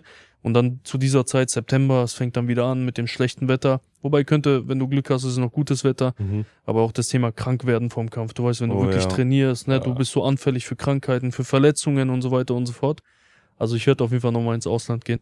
Also um da jetzt nochmal anzudocken, warum ich gefragt habe, du hast ja seitdem du Kind bist eigentlich schon den Traum, Boxer zu werden, Kampfsportler zu werden. Wie Islam auch gesagt hat, er hat schon damals gefühlt im Kindergarten gesagt, so ich werde Kampfsportler, ich werde Boxer, hast du gesagt. Ich war zwar nie im Kindergarten, aber ich habe schon immer gesagt, dass ich Ja, Boxer oder in der Schule schon, war das. Genau, in der Schule, Auf jeden ja. Fall, und dann hat sich das bei dir gezogen und theoretisch holst du ja jetzt, ich will nicht sagen, ich will nicht von Alter sprechen, dass es zu spät ist, so, es ist eigentlich nie zu spät, aber machst du das jetzt nur noch so für dich? Weil so karrieretechnisch, weiß nicht, ob du es brauchst, willst, musst, das ist, glaube ich, einfach nur so ein Kindheitstraum, den du nachholst, Weil mit deinem Ring-Life, was du aufgebaut hast, meine Frage, wie viel ist davon Ring und wie viel davon ist Live? Also brauchen tue ich es überhaupt nicht. Mit meinen ganzen Projekten, die ich mache, habe ich einen Lifestyle, von dem werden die meisten Boxer, sage ich ehrlich, 99% der Boxer werden davon träumen. So, natürlich der 1%, der für ihre Kämpfe hohe sechsstellige Beträge kassiert oder Millionenbeträge, natürlich, die haben einen krasseren Lifestyle, aber ihr wisst, denke ich alle, wie viel die normale Boxer und so verdienen. Die würden von dem Lifestyle oder diesen Verdienst, den ich durch die anderen Projekte habe, die können davon nur träumen. Für mich ist es einfach nur so diese Liebe zu dem Sport. Weißt du, ich gehe auf Events und ich schaue mir Leute an, die kämpfen und die kämpfen, die gewinnen, die werden von den Zuschauern gefeiert. Ich denke mir so, Mann, fuck, eigentlich müsste ich da drin sein. Eigentlich müsste ich da drin sein. Ich kämpfe sogar besser als der. Ich weiß, ich bin besser als der. Die Leute feiern den an. Und das ist halt, das beißt dich ein bisschen im Inneren. Das frisst dich von innen ein bisschen auf, dass sie das machen und du das vielleicht nicht machst. Ich habe halt jetzt, sage ich mal, das Glück gerade, dass ich es mir leisten kann, dass ich mir erlauben kann. Ich habe sehr, sehr viel gearbeitet die letzten Jahre und sehr viel Fokus auf das Business gelegt. Jetzt sage ich, ey, pass auf, solange ich noch ein bisschen jung bin, in Anführungszeichen jung, ich werde jetzt 33 im Sommer, ich habe noch 2-3 Jahre auf jeden Fall. Ne? Bis 35, bis 36 kann ich noch machen. Warum mache ich nicht noch 10 Kämpfe? So, für mich. Mir geht's nicht ums Geld. Ich habe jetzt nicht vor, Millionär damit zu werden. Ich habe nicht vor, irgendeinen Titel zu gewinnen oder so. Ich will ein paar geile Kämpfe machen für mich selbst, dass ich danach, wenn ich irgendwann alt bin, sagen kann, so, ey, pass auf, das habe ich gemacht. Und nicht, dass ich, wenn ich irgendwann mit 60 zu Hause sitze und denke mir so, fuck, wieso hast du es nicht nochmal gemacht, ne? Und mir geht's nur für mich selber, für die Zuschauer, weil die sich das wünschen. Und es gibt halt so ein paar Leute, die im Internet hier ein bisschen ihr Maul aufgerissen haben. Und ja, da gibt's auf jeden Fall so 1-2 Rechnungen, die beglichen werden müssen. Die will ich begleichen und mir geht's eigentlich nur um Spaß, mehr nicht. Vor allem, wie du schon sagst, du siehst, dass diese Anerkennung, diesen Lob und dieses alles bekommen und du das eigentlich sogar auch kannst, sogar noch besser kannst. Ich glaube, das tut dann weh, wenn man es dann irgendwie nicht beweisen kann. Ich meine, in deinem letzten Kampf, wie viel hast du davon gezeigt, wie viel du wirklich kannst? Nicht mal 50%? Gar nichts habe ich da gezeigt. Ich habe, glaube in jeder einzelnen Sparringseinheit habe ich mehr zeigen können als mit dem Typen leider. Aber ey, weißt du, schau mal, ich entschuldige mich nicht. So, ich bin auch fertig damit, mich irgendwie zu rechtfertigen oder sagen, so. Bruder, ach, weißt du, was ich meine? Herz, man hat den Leuten erklärt, warum man diesen Kampf gemacht hat und für die ganzen anderen alle, die Idioten, es nicht verstehen, die wollen es nicht verstehen. Ja, die werden auf Krampf das nicht verstehen. Ja. Ich habe klipp und klar erklärt, warum man genau diesen Typen gewählt hat. Von tausenden Leuten, die man hätte wählen können, habe ich genau diesen Typen gewählt. Aufgrund von der anderen Geschichte mit Smolik, aufgrund von diesem Zusammenhang. Was soll ich sagen? Smolik hat 6 Runden mit dem geboxt, hat es nicht geschafft, den Typen zu brechen. Nach 2-3 Händen von mir hat der Typ gemerkt, okay, ich habe keinen Bock mit dem 6 Runden hier in diesem Ring zu stehen und hat den leichteren Ausweg aus dem Kampf gesucht. Hätte ich den vielleicht nicht so hart gehauen, hätte er nicht so viel Druck verspürt, hätte er sich vielleicht auch gedacht, okay, kann ich trotzdem 6 Runden boxen. Ja. Aber das ist halt der Unterschied. Ich habe den Leuten gesagt, ich bin nicht Smolik. Smolik hat rückwärts geboxt, hat ihn ein bisschen machen lassen. Ich habe von der ersten Sekunde an Druck gemacht und viele Leute merken dann halt, okay, das ist nichts, womit ich jetzt vielleicht die nächsten paar Runden Zeit verbringen möchte. Aber der Kampf ist, sage ich mir ganz ehrlich, der Kampf war nicht der Rede wert. Das ist nicht ansatzweise das, was ich haben wollte, das, worauf wir uns vorbereitet haben. Aber ist kein Problem. Der nächste Kampf kommt und beim nächsten Kampf hoffentlich haben wir ein bisschen mehr Möglichkeiten zu zeigen, was wir drauf haben. Und wir machen einfach weiter. So, ich bin schon oft in meinem Leben auf die Fresse gefallen. Ich habe schon oft in meinem Leben falsche Entscheidungen getroffen. Aber jeder, der irgendwie vorankommen möchte im Leben, der lässt sich von solchen Sachen halt nicht unterkriegen. Weißt du, ich könnte jetzt zu Hause sitzen und heulen, fuck, wieso habe ich das gemacht und bringt mir am Ende nichts. Ja, so, abgehakt, scheiße gelaufen, genau, der nächste kommt und dann hauen wir da richtig drauf. Ja. Und deswegen bist du ja auch da, wo du jetzt bist, weil du eben halt so bist. Das ist ja das, was ich vorhin gesagt habe, du hast schon von Anfang an diese Mentality gehabt. Ja, ich sag ehrlich, ich habe nicht von Anfang an ich habe nicht immer diese Mentality gehabt, ne? Das muss man sich aneignen. Das ist meiner Meinung nach, entweder du hast es, manche Leute haben das von Beginn an, weil die vielleicht der Vater, der Bruder oder so das von Jugend an in die reingeprügelt hat. Ich hatte das halt zum Beispiel nicht. Ich musste mir das ein bisschen so antrainieren, aneignen. Und dann, ich habe halt dann zum Beispiel sowas gesehen wie Mike Tyson zum Beispiel, ne? Und dann habe ich die ganze Dokumentation, Biografie um Mike Tyson und sowas gelesen und das angeschaut und da habe ich mitbekommen, was sein Trainer mit ihm gemacht hat, was sein Trainer für Methoden angewandt hat, um Mike Tyson selbstbewusst zu machen. Weil Mike Tyson war nicht selbstbewusst. Von Natur aus ist er nicht selbstbewusst, ne? Und der dachte, sein Trainer will ihn ficken. Die erste Woche, weil der nur mit ihm da saß und ihm nur Komplimente gemacht hat. Der hat gesagt, hey, du siehst so gut aus, du bist der Beste, du haust so hart. Mike Tyson sagt selber, ich wusste nicht, ob dieser alte weiße Mann mich bussen will, weil er meinte, in meiner Welt, wenn einer so mit dir redet, will er dich ne? Aber was hat der Trainer von ihm gemacht? Der hat ihm einfach du musst ja überlegen, dein Unterbewusstsein ist wie so ein Schwamm. Der saugt alles auf. Jeden einzelnen Gedanken, den du dir gibst, den saugt er auf. Egal, ob das jetzt ein positiver oder ein negativer Gedanke ist. Egal, ob du jetzt sagst, ich taug nichts, oder ob du sagst, ich bin Weltmeister. Für dein Unterbewusstsein ist diese Information scheißegal. Der nimmt es und saugt es auf. Wenn du dir jetzt also 100 Tage lang jeden Tag sagst, ich werde Weltmeister, ich bin der Krasseste, ich hau jeden um und so, du glaubst es irgendwann halt auch, ne? Also habe ich das gesehen, wie die es bei dem gemacht haben oder was der da erzählt hat, und dann habe ich angefangen, das selber zu machen. Also schon in jungen Jahren, ich weiß nicht, ich war 12 Jahre alt oder so, keine Ahnung, und ich habe mich einfach im Spiegel angeschaut und habe gesagt, ey, keiner macht mich weg. Keiner verprügelt mich. Ich werde nie wieder geopfert werden oder was weiß ich was. Ne? Nicht falsch verstehen, nicht, dass die dich natürlich, einreden, ne? ey, du musst auch deinen Arsch bewegen. Richtig, und dann musst du halt noch trainieren und so, ne? Und aber musst es abrufen. So Stück für Stück stärkst du so deine Mentalität, und dann siehst du andere Leute und denkst dir, boah, so wie der will ich auch sein, weil der geht gerade durch das Leben, der hat diese Mentalität. Und ich habe mir das Stück für Stück immer von überall ein bisschen rausgepickt und habe mir, sag ich mal, meinen Charakter damit selber aufgebaut. Ja, das war jahrelange Arbeit. Ja, natürlich. So. Deswegen auch nochmal, ey, lasst euch nicht, ihr seht vielleicht Leute da draußen, ihr seht jetzt Kerem, ihr seht Islam und so, ne, gestandene Männer, so erfolgreich, und ihr denkt, boah, fuck, ich bin auch nur so, aber die sind so und so. Ey, man kann sich das alles auch antrainieren. 10 Jahre, sage ich immer wieder. Ja. Nicht von heute auf morgen. 10 Jahre hat die Scheiße gedauert. Ja, das ist ein Prozess. Sogar länger, was für 10 Jahre, ja, Bruder. meine ich aber, wo wir jetzt so richtig davon reden. Ja. Unser ganzes Leben kämpfen Ich wir wollte gerade schon. sagen, es geht aber das ganze Das Leben, meine ich Bruder. ja. Das fängt ja irgendwo Aber an. ich meine, Weißt du, irgendwann... meine? Digga, Das mich ist haben auch Leute wichtig. versucht zu opfern, so in der Schule. Weißt du, ich meine, mich haben Leute versucht, ey Bruder, ich kann das nicht glauben, wenn ich so manchmal so zurückdenke, dass jemand mich mit meiner Persönlichkeit, die ich schon als Kind hatte, versucht hat, so zu mobben in der Schule. Digga, das Ding war, verstehst du, ich kam so in die Schule und da wollte sich einfach einer über mich lustig machen. Weißt du, ich meine, ich hab den angeguckt, ich dachte mir sogar, in welcher Welt leben wir, dass der versucht, sich über mich lustig zu machen. Ja. So, weißt du, ich meine, sofort, boom, boom, reingeballert, Alter, weißt du, dann sofort angefangen, mich zu prügeln, und die Leute haben direkt gemerkt, okay, dieser Typ ist wahnsinnig. Der redet ja nicht mal, weißt du, Das ist auch nicht üblich in dem Alter schon so zu weil das sein. war ja gar nicht so dieses, das kannte man hier ja gar nicht. Ja. Weißt du, ich meine, dass jemand sich hier geprügelt hat in der Schule, das war so dieses, das Einzige, wenn Leute sich hier gehauen haben in der Schule, weißt du, das war Schwitzkasten. Die haben sich Schwitzkasten gehalten in der Schule und haben sich nicht losgelassen. Weißt du, ich meine, dass ein Kind kam so, weißt du, in diesem Alter schon mit 8, 9 Jahren sofort so angeguckt und sofort einen Faust verpasst, das war den Kindern damals auf der Schule gar nicht so ein Begriff. Aber und ich war ja doch, weißt du, unsere Schule war so Grundschule und Hauptschule gemischt. Ich bin ja da mit Tamik immer rüber, 5. Klasse Leute verprügelt und so. Weißt du, wir waren ja so schon, weißt du, auf dem Film. Da gab aber eine Zeit lang, muss ich echt sagen, hat mich die ganze Schule gejagt. Ich meine das ernst, die ganze 4. Klasse hat mich gejagt. Die sind mit der ganzen Klasse, mit 2 Klassen haben sich zusammengetan, die ganzen Jungs, ich war bestimmt so 20 Leute, haben mich gejagt, bin ich abgehauen. Die haben mich beim Flur gehasst. Die waren schon viele, diese Hunde, ja, muss ich sagen, ja, da konnte ich nicht viel tun. Bin ich einmal abgehauen, ich erinnere mich das noch, danach, am nächsten Schulpause habe ich zu meinem Bruder, da konnte ich noch nicht richtig die Sprache. Da habe ich zu meinem Bruder gesagt, so, ich meinte, ey, die haben mich letzte Pause gejagt, so nächste Pause müssen wir den Jungen packen. Ich habe einen gesehen, der war ganz vorne so. Ich sehe den Jungen heute noch manchmal durch meine Gegend laufen. Ich habe dem Tamik gesagt, so, okay, wir packen uns den, nächste Pause direkt vorne. Wir haben uns direkt zusammengetan, kennst du, wenn man läuft ja von der Schule runter, so, weißt du, durch Treppenhaus, muss ja raus, alle Kinder laufen. Ich habe zusammen gesagt, wir müssen zusammen hier schon bleiben und dann direkt, wenn wir den sehen, müssen wir den direkt angreifen, schon, damit wir aus dem Hinterhalt den, so, weißt du, schon direkt haben. Bruder, wir gehen runter an den Eingang, wir erwischen den so direkt, wo wir rausgehen auch.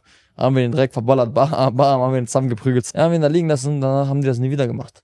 Also ich meine, warum haben die das nie wieder gemacht? Weil der Typ, der das Ganze angezettelt hat, hat sich gedacht, krass, wenn ich das nochmal mache, werden die das nochmal mit mir machen. Weißt du? Ja. So. Und manchmal, das war nicht halt was Kerem gerade sagt, du musst das auch stoppen. Weißt du, ich meine, wenn jemand dich mobbt in der Schule, Digga, dann musst du einmal wirklich dein Mann stehen. Ist einfach so. Dann musst du eben einmal durch die Hölle durch. Weißt du, ich meine? Aber Digga, dich jeden Tag selbst zu bemitleiden, und zu sagen, oh, das sind so viele oder ich schaff das nicht, die mobben mich und so. Weil ich krieg oft diese Nachrichten, dass Leute mich schreiben, die Leute mobben mich. Und ich finde das traurig, weißt du, was ich meine? Ich verstehe das auch, ich kenne das ja, wenn Leute versuchen, einen fertig zu machen oder zu mobben. Aber ich sag dann immer wieder, ey, da kannst nur du dir selber helfen. Weißt du, ich meine? Du musst einfach einmal durch die Hölle gehen. Da wird dich schon keiner umbringen. Weißt du, ich meine? Lieber einmal auf die Fresse bekommen, aber sich wenigstens wehren. Aber dann wehren, weißt du, was ich meine? Auch nicht so auf den Boden legen, sich verbümbeln lassen, sondern einfach mal wirklich 2, 3 Fäuste zurückschlagen. Wirklich Gas geben. Ich bin auch kein Befürworter. Aber damals gar kein Geld, weißt du, wie ich zur Schule gegangen bin mit so einem Stoff, kennst du diese Einkaufsstoffbeutel? Ich hatte nicht mal einen Tornister gehabt wie alle anderen. Ich sah ja aus wie ein richtiger armer Junge so, ne? Und da fing das auch. Kann ich bestätigen, der ist mit Boxschuhe zur Schule gegangen. Alter, mit Boxschuhen. Ich habe sein Foto gesehen, ich schwöre bei Gott, der ist mit Boxschuhe zur Schule gegangen. Also, mit Boxschuhen. Ja, ehrlich, ich habe das Foto noch auf meinem Handy. Ich hatte gar kein Geld. Er hatte einfach Boxschuhe an.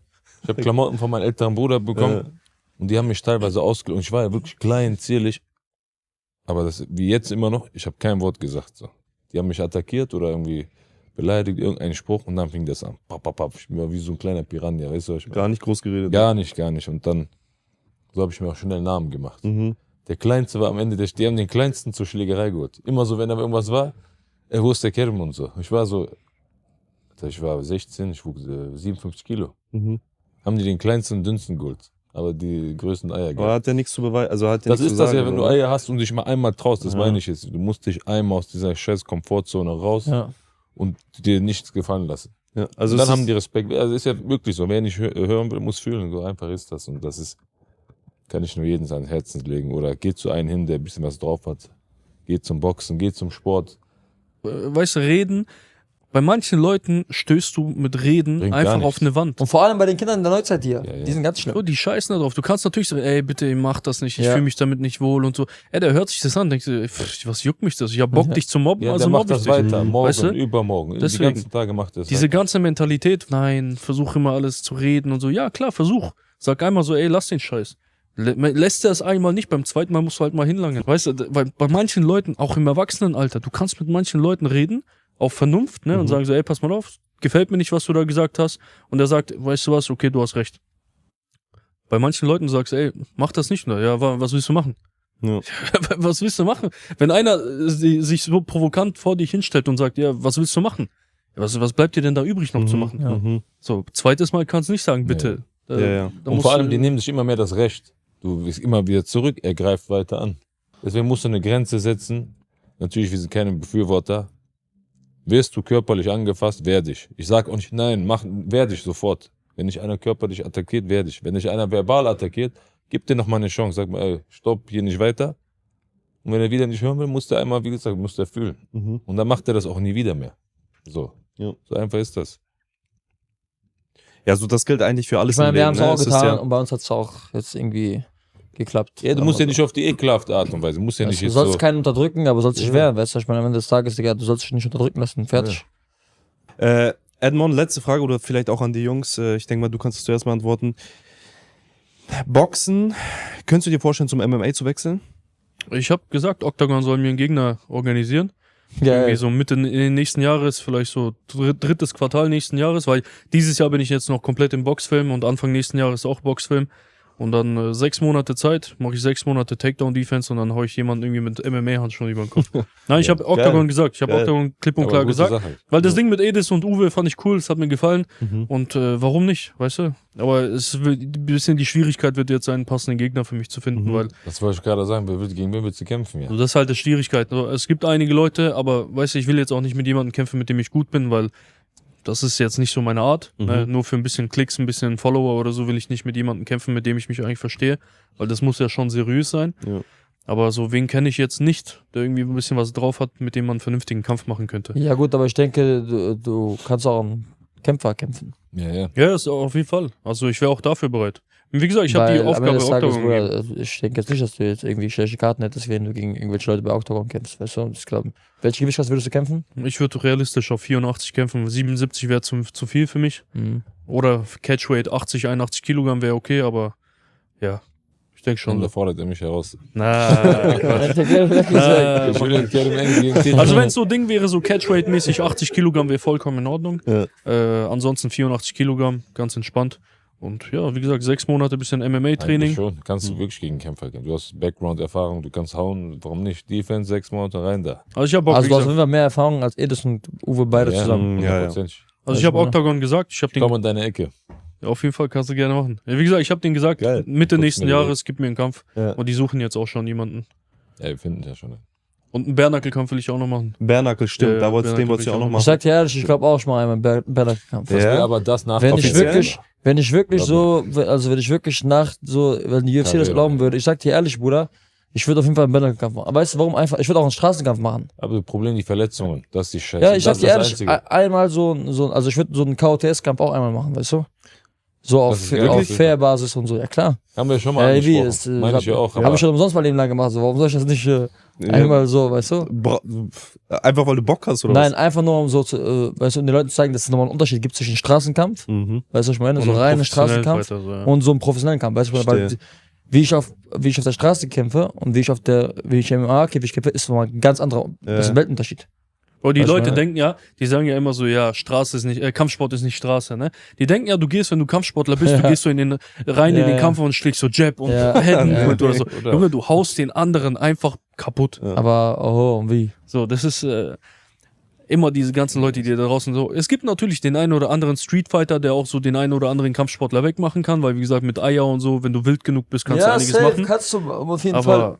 Aber der durchschnittliche Kampfsportler, keine Der, Chance. Der Ahnung hat, würde ich muss das halt eine nicht Geschichte erzählen. Einmal war da, muss ich ihn echt pushen, den Kleinen hier.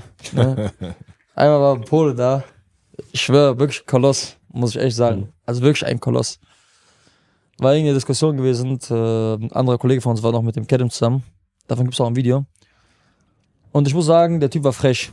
Also dieser Pole war frech, aber war angesoffen, so war komplett frech. Aber das war jetzt keine Diskussion, das war so ein Hotel, wo wir standen. So. Wir haben uns mit Billern und so getroffen gehabt, hin und her, Freunden von uns.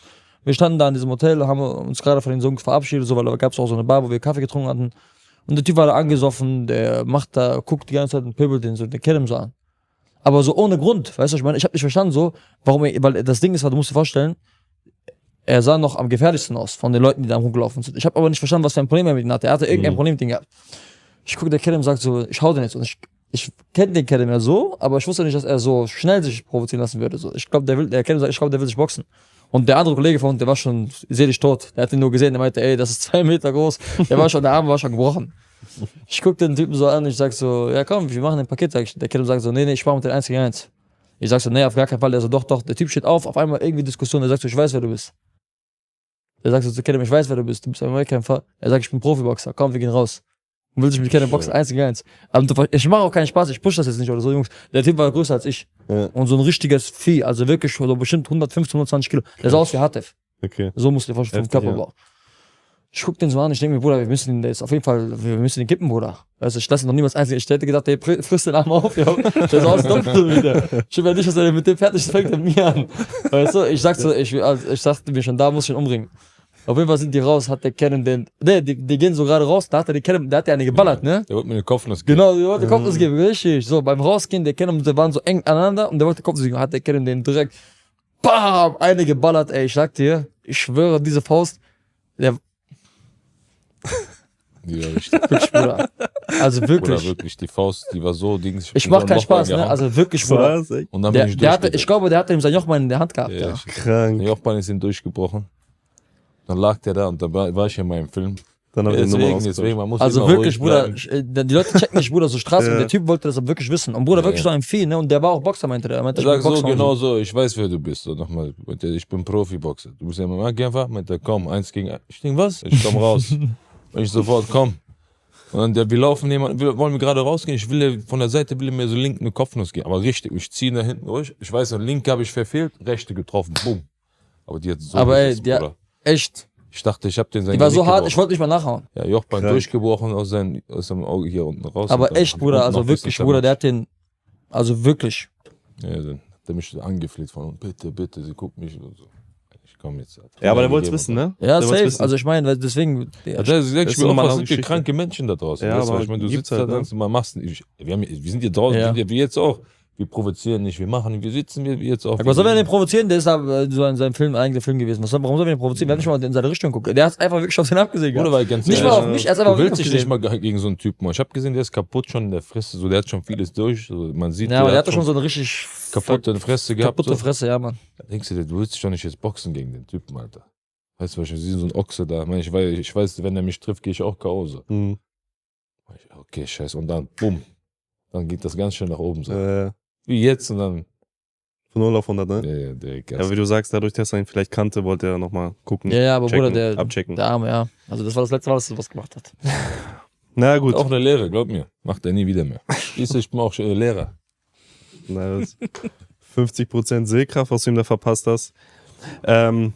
Ja, erstmal vielen lieben Dank bis hierhin, Jungs. Danke Edmund, auch bis hierhin, ne? Für die Lebensweisheiten. Wir erwarten auf jeden Fall einen geilen Boxkampf, auf jeden Fall einen geilen Bärnackelkampf. Darauf freue ich mich schon. MMA das freue ich mich aber am meisten. Ey. Ja. Ich freue mich auch auf MMA. Ich habe wirklich Bock darauf. So ganz komisch, den mit so MMA-Short zu sehen, barfuß. Geil, aber ich habe schon Bock auf das Gefühl, jemand mit MMA-Handschuhen über den Kopf zu ziehen. Ein bisschen habe ich gemacht, aber es ist schon Habe ich 1-2 Mal gemacht und danach keinen Bock mehr gehabt, weil da ein paar Leute wirklich Schmerzen hatten. Aber ich habe schon Bock drauf. Ja. No. Ich hau mich halt gerne. Schau mal, ich bin kein Boxer. Ich sag's dir mal so, ich bin kein Boxer. Ich bin nicht dieser klassische, technische, schöne, saubere Boxer. Aber ein Hau Ich hau mich einfach gerne so. Mein Boxstil ist einfach hauen. Und ich hätte schon Bock drauf mit MMA-Handschuhen, aber mit voraus 6 Monate, sage ich, realistisch. Ich sag, er und Armin wird ein guter MMA-Kämpfer werden. Armin, stimmt, der will auch ein bisschen. Stimmt, der will ja auch, hat er Er gesagt. ist auch ein guter MMA, er wird auch ein guter MMA, er wird ein besserer MMA-Kämpfer als Boxer werden, finde ich. Weil er hat so einen dreckigen Boxstil. Das ist das ja. Du bist auch einer, der sehr wild schlägt, die geht nach vorne. Gute Mic-Bewegungen, gute Distanzgefühl, gutes Auge. Und das ist gefährlich in MMA. Weil im Boxen kannst du das noch in Doppeldeckung wegstecken. Aber in MMA kannst du nicht immer so stehen. Weißt du, wenn einer so nach vorne geht und so harte Dinge haut und vor allem diese wilden Schwinger, so, das ist schon gefährlich. Was geil, ich habe jetzt schon Bock. Wenn ich drüber nachdenke, habe ich jetzt schon Bock, Mann. Da kribbeln echt die Hände, Mann. Einfach mal reingehen. Aber nächstes Jahr, realistisch, nächstes Jahr. Wie ist für dich Bodenkampf? Kannst du das schon? Also würdest du sagen, so da Basics. Reicht für 0815 auf der Straße wieder aufzustehen oder so. Aber mich juckt Bodenkampf eigentlich nicht. Ich will mich hauen. Ja, das ist mag die auch Befriedigung. mehr so Stand-up. Ich habe Leute ausgechoked, wie gesagt, Türsteher-Zeiten, auch Leute mit Rear Naked Choke und so einen ganzen Scheiß, Guillotine. Hab alles schon durch. Weißt du, was ich meine? Ich habe den ganzen Scheiß alles durch. Aber die wahre Befriedigung kriege ich nur, wenn ich jemanden wirklich. Und danach wird der so ein saftiger landet. So, dieses Gefühl. Nach diesem Kampf willst du danach weitermachen. Dann sagst du, ey, ich mache noch 10 MMA-Kämpfe. Ja, vielleicht. Ich mache einen auf Jungwirt dann, bis ich sage dir, 40 bin jetzt, oder so. wo wir sitzen, du wirst danach sagen, ey, ich will jetzt noch eine MMA-Karriere. Ich hätte schon Bock drauf. Weil Mann. dieses Feeling ist nochmal ganz anders. Du weißt, mittlerweile sind die MMA verrückt jetzt. Und du wirst sehen, wenn du gewinnst, was danach abgeht, dann sagst du, okay, dieses Gefühl will ich nochmal haben. Blutlecken. Ja, ich habe schon Blutlecken. 100%. Hast du auch gesehen, Alter, was für eine Stimmung jetzt ist. So, kommen wir rüber zu den Zuschauerfragen. Vielen Dank bis hierhin. Auch danke an die Leute, die Zuschauerfragen gestellt haben. Eine Frage an Edmond. Die waren ja speziell an dich gestellt von Lerth, CZ. Wer war der ekligste Gegner, den du im Kampf hattest, Edmond? Der ekligste Gegner, den ich jemals hatte. Also du musst keine Namen nennen, sondern was war so das ekligste? Im Boxkampf meinst du? Ja, oder ich hatte damals ich habe seinen Namen leider nicht mehr im Kopf, das war mein allererstes Wettkampfsparring, das ich jemals gemacht habe.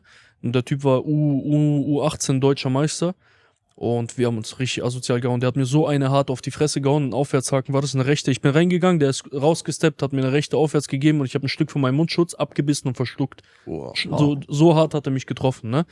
Und das war das härteste und ekelhafteste, was ich je erlebt habe, weil ich dachte mir, echt, der hat mir alle Zähne rausgeprügelt, habe ich echt gedacht. Und es war mein allererstes Wettkampfsparring, ne? Und ich war ja noch nicht so drin in diesem ganzen Zeug und da habe ich gedacht, fuck, Alter, wenn der mich schon so erwischt hat, was passiert so in den nächsten paar Jahren? Aber da haben wir uns 3 Runden gut geballert und dann war das Wettkampfsparring zu Ende und das war auch so das ekelhafteste, was ich bis jetzt je kassiert habe. Der Typ war heftig, Mann. Andrei Mersakov heißt er. Andrei Mersakov, ein Kasache oder irgendwie sowas war das damals, ne? Harter Junge, also wenn er das irgendwie sieht, André, Junge, du hast mir eine richtige Bombe damals gegeben. Ja. Hast du die auf jeden Fall gemerkt, ne? Ja, die habe ich mir gemerkt, die ist eingeprägt für immer, für mein Leben. Immer noch. Andere Frage, deswegen habe ich das vorhin erwähnt. Einer hat gefragt, nämlich Edmond, wie viele Runden würdest du gegen Islam überleben? Aber die Frage geht auch an Kerem. Was, im Boxen oder MMA? Mit MMA. Nee, der wird mich weghauen. Der wird mich ja weghauen. Nein, MMA keine Runde. Seien wir realistisch, keine Runde. Wenn der Islam sich dazu entscheidet, im Stand-Up zu bleiben, ein bisschen zu boxen, ist vielleicht ein bisschen anders so, aber wenn er dann Bock drauf hat, Bodenkampf und so, das ist Quatsch.